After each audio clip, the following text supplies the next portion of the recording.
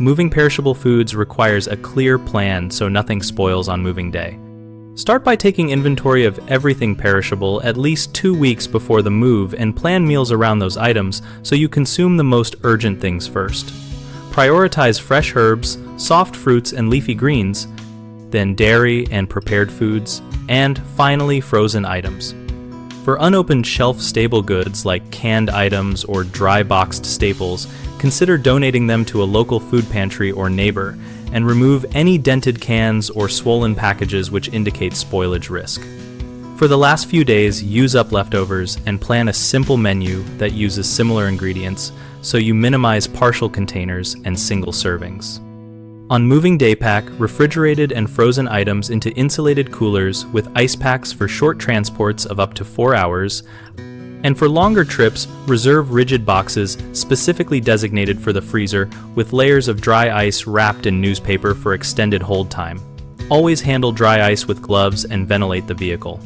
Keep hazardous items such as aerosol whipped cream, garden sprayers, or propane tanks out of household food shipments and dispose of them following local waste rules because movers will not transport combustible or pressurized items. Label every cooler and freezer box with contents and estimated thaw time so the receiver can prioritize unpacking and use. Common mistakes are packing perishables like raw meat or full dairy containers in regular cardboard boxes where they will leak or warm quickly. So, use rigid waterproof containers and absorbent liners or freeze items solid in sealed bags before packing. Another issue is relying on ordinary ice for long moves, which melts and makes a mess while losing cooling power. So use dry ice or large block coolers for long distances and plan the travel times so the frozen goods are delivered first.